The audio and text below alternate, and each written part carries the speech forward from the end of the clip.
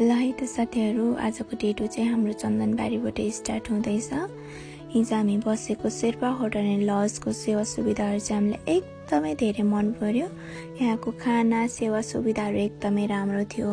यहाँ चाहिँ नुहाउनको लागि तातो पानी पनि रहेछ। अब कसैको भिडियोमा हेर्दाखेरि चाहिँ तातो पानीको एक्स्ट्रा चार्ज लाग्छ पनि भन्नुभएको थियो, तर यहाँ चाहिँ लागेन। त्यो झन् एकदमै धेरै राम्रो लाग्यो। र बाटोमा चाहिँ हामी जति धेरै माथि माथि जान्छौँ झन् त्यति धेरै भ्यूहरू एकदम राम्रो राम्रो थियो। र त्यो भ्यूहरू हेर्दै हामीले चाहिँ पेनहरू भुल्दै हामी अगाडि बढ्यौँ। चोलङपाटी पुग्ने बेलामा चाहिँ बाटोमा हिउँ परेको रहेछ र म चाहिँ एक्साइटेड हुँदै त्यो हिउँमा टेक्दै खेल्दै अगाडि गएँ। 5 मिनट हिँडेपछि चाहिँ चोलङपाटी आइपुग्यो।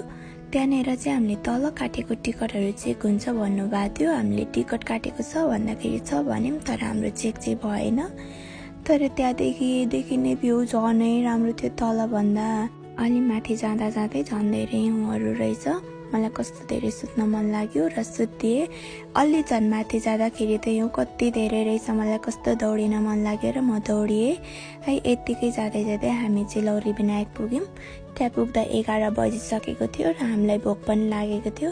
हामीले चाहिँ त्यहाँनिर खानाहरू खायौँ। त्यहाँ हामी चाहिँ खाना खाँदा आधा घन्टा जति लाग्यो र हामी चाहिँ त्यो माथि डाँडा कटेर जानुपर्ने थियो नि त। हेर्दा जति नजिक देखे पनि हिँड्दाखेरि त गाह्रो छ। हामी माथि बुद्ध मन्दिर पुग्न चाहिँ 1.5 घन्टा जति लागेको थियो।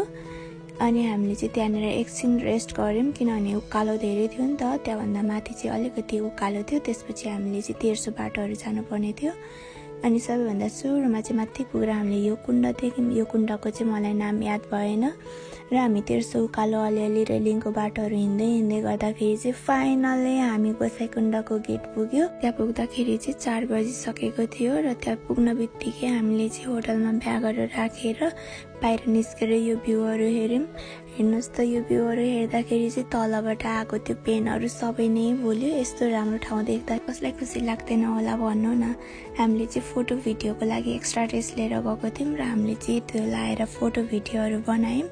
त्यसपछि हामीले डुब्की लगायौँ, किनभने त्यो दिन चाहिँ पूर्णिमा रहेछ र त्यही दिन राम्रो भनेर हामीले त्यहीँ डुब्की लगायौँ। डुब्की लगाएर चाहिँ त्यहाँनिरको शिवलिङ्गमा पूजा गऱ्यौँ। पूजा गरिसकेपछि चाहिँ हामी फेरि माथि फर्केर आएर बस्यौँ। ल त साथीहरू, आजको डेट यति नै। कस्तो लाग्यो तपाईँहरूलाई?